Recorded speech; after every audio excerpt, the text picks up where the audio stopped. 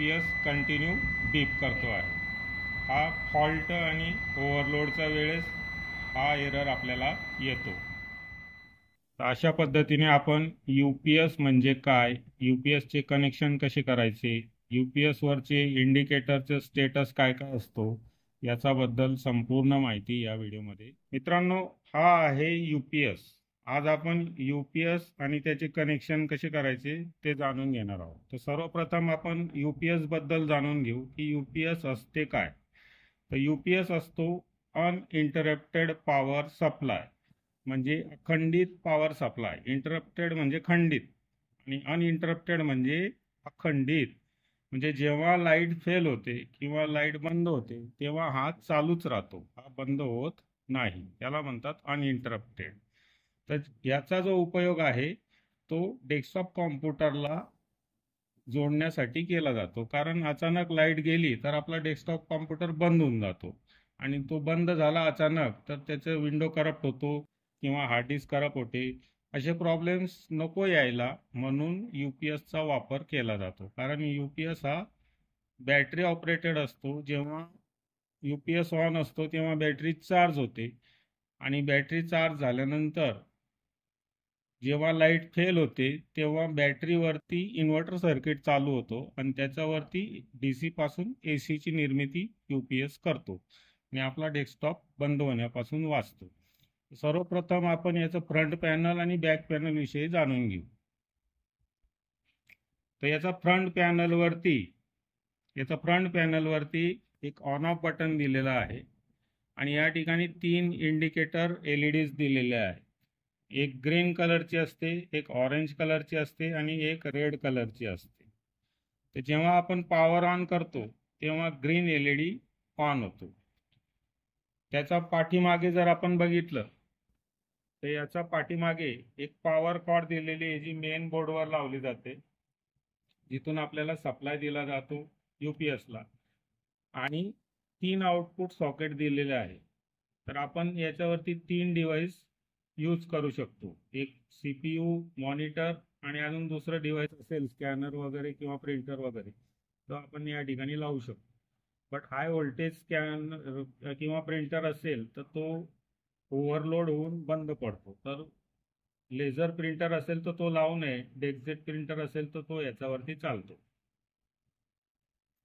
आता आपण याचे कनेक्शन करून घेऊ. याला पॉवर ऑन देऊ.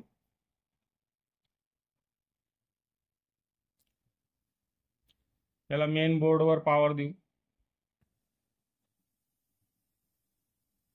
आणि याच्या पाठीमागे CPU आणि मॉनिटरचे कनेक्शन लावून घेऊ.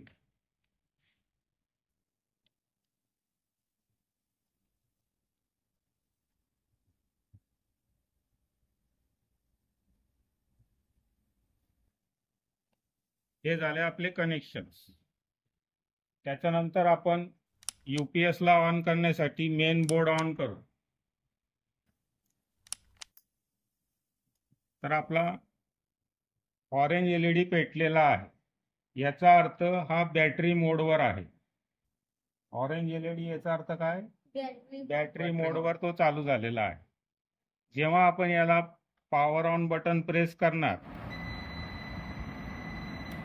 तर आपला ग्रीन LED पेटणार आहे. आता हा AC मोडवर आहे. ग्रीन LED याचा अर्थ हा AC मोडवर आहे आणि आपला मॉनिटरला सप्लाय आलेला आहे. त्याचप्रमाणे आपला CPUला पण सप्लाय आलेला आहे. आपण याला पॉवर ऑन करू तर आपला CPU ऑन झालेला आहे आणि आता थोड्याच वेळात मॉनिटरवरती डिस्प्ले देखील आलेला आहे. आता आपला डेस्कटॉप कनेक्शन जे आहे ते UPS द्वारे ऑपरेट होत आहे. म्हणजे येणारा मेन सप्लाय आपला बोर्डवर आहे. मेन सप्लाय पासून आपला UPS ऑन झाला आहे आणि UPS वरून आपला डेस्कटॉप कॉम्प्युटर हा ऑन झालेला आहे.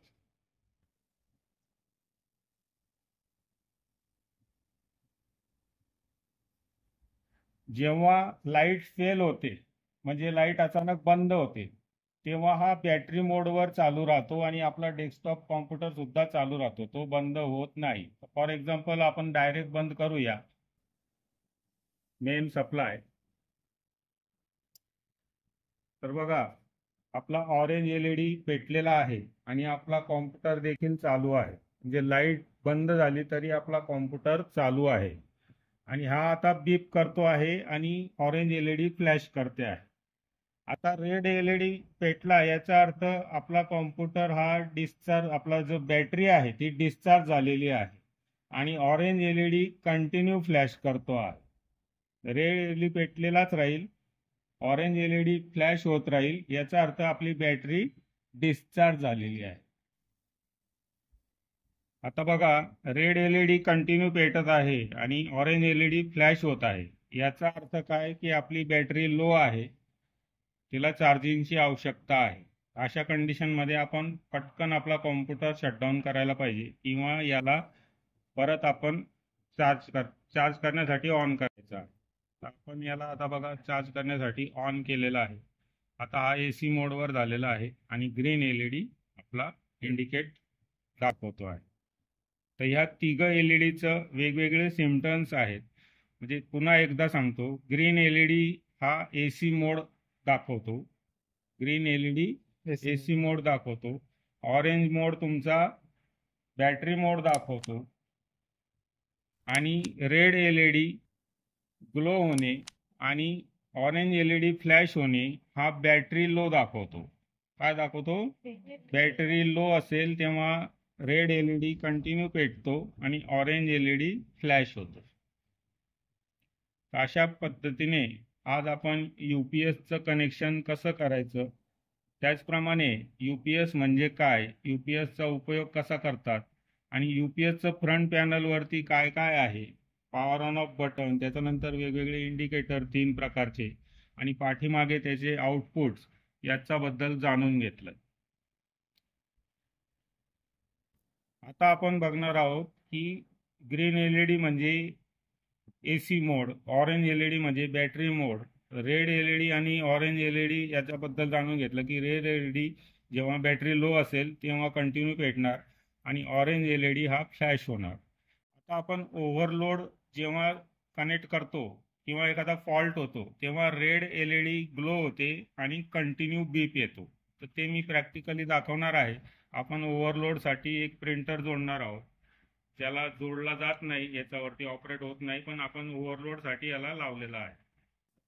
करतो आपण आणि आता आपण याचा रेड एलईडी ग्लो होतो आणि कंटिन्युअस बीप करतो, तो फॉल्ट याच्यामध्ये बघणार आहोत. तो केव्हा येतो? जेव्हा एखादा ओव्हरलोड वस्तू आपण याला कनेक्ट केली आणि हा बॅटरी मोडवर असेल तेव्हा तुमचा रेड एलईडी पेटणार आणि अलाराम जो आहे तो कंटिन्युअस बीप करणार. याचा अर्थ आपला फॉल्ट आहे. जेव्हा फॉल्ट असतो तेव्हा रेड एलईडी ग्लो होतो आणि UPS कंटिन्यू बीप करतो. तर आपण याचा इनपुट पॉवर डिस्कनेक्ट करणार आहोत. आता हा बॅटरी मोडवर आहे, ऑरेंज एलईडी पेटलेला आहे, ग्रीन एलईडी बंद झालेला आहे. म्हणजे AC मोडवरून हा बॅटरी मोडवर आलेला आहे. बॅटरी मोडवर आपल्याला डेस्कटॉप चालू आहे, डिस्प्ले दिसतोय. बट जसं का मी याला प्रिंटरवरती सप्लाय देणार, त्याचं प्रिंटर कनेक्शन केलेलं आहे. आता आपण इंडिकेटर स्टेटस जाणून घेणार आहोत. ग्रीन एलईडी AC मोड दाखवतो आणि जसं का पॉवर फेल होईल बॅटरी मोड ऑन होईल.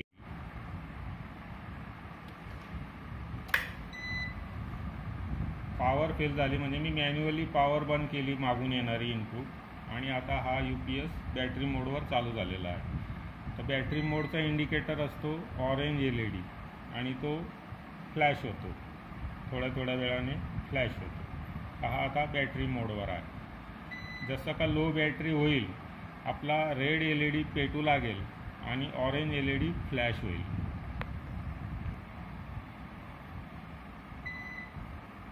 आता आपण याला ओव्हरलोडसाठी प्रिंटर जोडलेला आहे आणि हा रेड एलईडी पेटल्यानंतर हा कसा बीप करतो ते बघणार आहोत.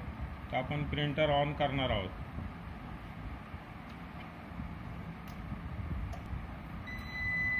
तर आता आपला रेड एलईडी ग्लो झाला आहे आणि UPS कंटिन्यू बीप करतो आहे. हा फॉल्ट आणि ओव्हरलोडच्या वेळेस हा एरर आपल्याला येतो. तर अशा पद्धतीने आपण UPS म्हणजे काय, UPS चे कनेक्शन कसे करायचे, UPS वरचे इंडिकेटरचे स्टेटस काय काय असतो, याच्याबद्दल संपूर्ण माहिती या व्हिडिओमध्ये घेतलेली आहे. तर बघू शकता आता आपण